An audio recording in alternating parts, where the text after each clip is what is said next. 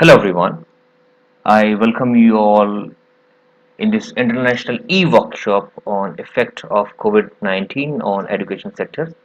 Myself, Dr. Ashish Seth.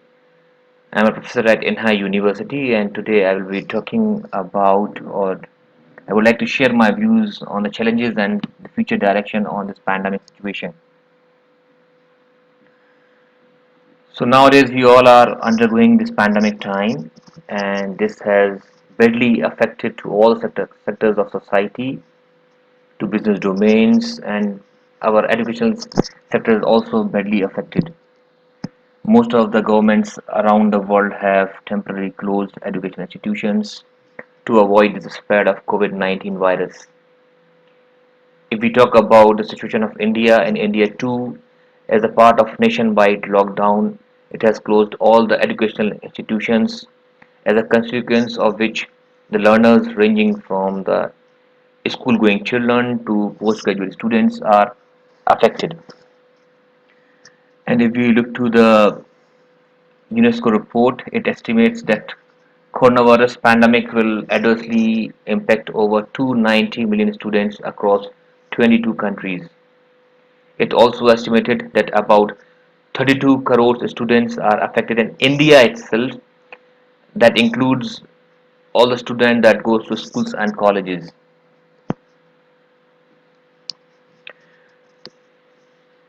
So to understand the entire scenario in a better way, or to better understand the disruption that is caused by this COVID-19 on higher education, various research agencies did a survey to find out the impact of this COVID-19 on higher education around the world.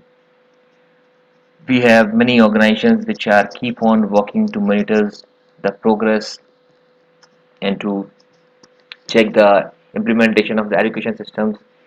So we have different organizations around the world that are working on this, like we have Institute of International Education in the USA, we have Association of International Education EAIE, and also we have something called Erasmus Student Network, which is also working for finding the monitoring the quality of the education in the entire Europe. There is an association called International Association of Universities that also monitors the progress of the entire education system around the world.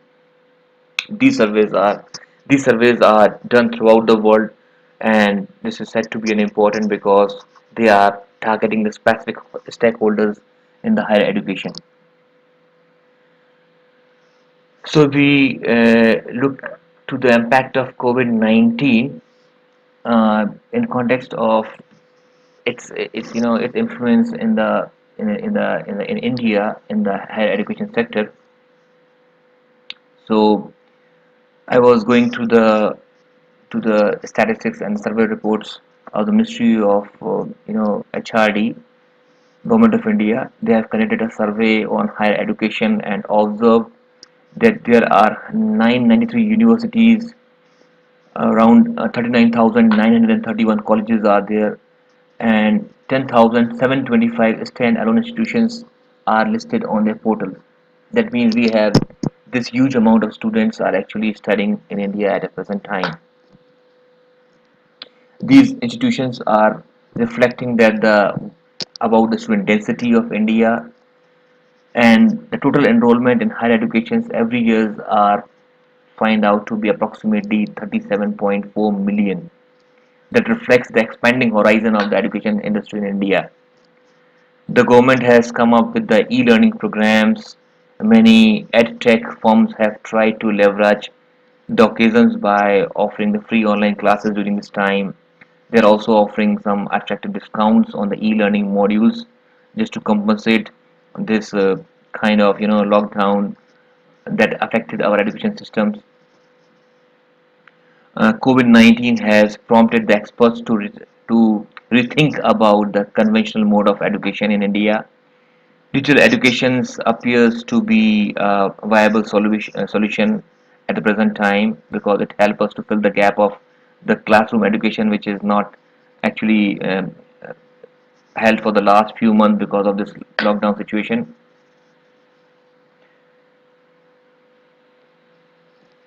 So, what is the impact of teaching and learning on this pandemic time? You may realize that almost all the higher education institutes uh, are affected by this COVID-19, and the entire teaching and learning process that we were following before the pandemic situation is now changed. If we look to the challenges uh, that we have observed during this, 4 5 months of this pandemic situation, it has been realized that online education system may be successful in many part of the world, but if we talk about the case of India, we still have to have a long way to go before this digital learning is seen as a mainstream education, because the students living in urban area have the facilities to opt for this digital education, but the students who are living in rural areas do not have the required infrastructures, nor they have the financial backup to avail the resources that is required for digital education. So the building of this kind of education infrastructure by the government of India is one of the kind of main challenge, because uh, government don't have sufficient budget to just fill this gap, even or meant to provide this kind of digital infrastructure. Then again, we are looking for the expert teachers who are actually able to teach the students on this online system. So training has is actually required to be given to the teachers to use this digital platform. When we talk about remote learning, it relies on the reliable power supply, and with ubiquitous internet connectivity, which is also one of the challenges for the India to fill this gap. Now, international and multilateral cooperation within the higher education sectors is required, where the policymakers, the different committees, and the other stakeholders can come up, and they can collaborate to increase and strengthen the entire digital system. Also, the high quality research and education is required. The need for knowledge creation and dissemination is as important as ever, especially since we have the ambitions to meet the global challenges identified and to build a sustainable future. Other challenges is that the examinations cannot be conducted online. It's a big challenge in this kind of environment. So at the present time, most of the examinations have been postponed, or we have passed the student based on their online activities, whatever they did before the pandemic. So the averaging kind of thing is done. So we need to also come up with some kind of solution that can cope up with this kind of examination system. So if we look to the future directions or the lessons that we have learned during this period, so that we can make ourselves ready to go with this pandemic time and provide the digital education in a better way. So in the future, the digital education is likely to be integrated into our mainstream education. This will enable the inclusive education by facilitating the learning across diverse geographies in India, and moreover, it will provide an opportunity for educators to come up with customized learning solutions for every student. We know that the population of India is huge, so the massive open online courses, or we call it MOOC, is maybe the open gateways for a lot of Indians in terms of bringing an education revolution. Online distance learning program can be a great opportunity to avail the high quality learning with the help of internet connectivities, and to make our examination process and delivery process more meaningful. The authenticity of the education material should be tested before these materials can be circulated to the students. Creation of the contents, dissemination of the contents, and evaluation of contents should be should be properly done, and some policies must be framed out for this.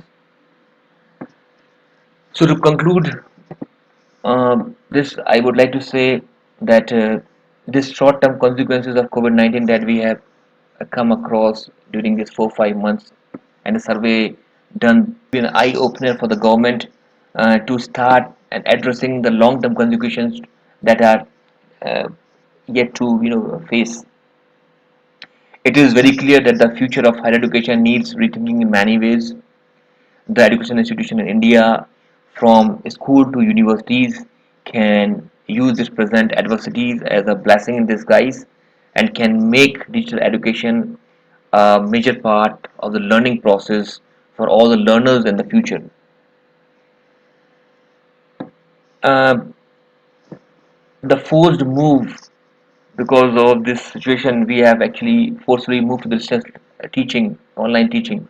Now, this kind of distance teaching and learning offers the important opportunities to propose more flexible learning possibilities. We can explore blended or hybrid learning and can mix synchronous learning with asynchronous learning. That can be also one of the scope in the future. The government and the universities are actually, they are trying to come up with the solution to resolve all this kind of problem that we have did discuss. The main thing is that the government must be committed to support the higher education sectors, and all the stakeholders must ensure that they can continue to work together to help uh, develop the quality education that we are looking for. So thank you very much for listening to me, and I wish you all a very good health and hope for a better futures. Thank you.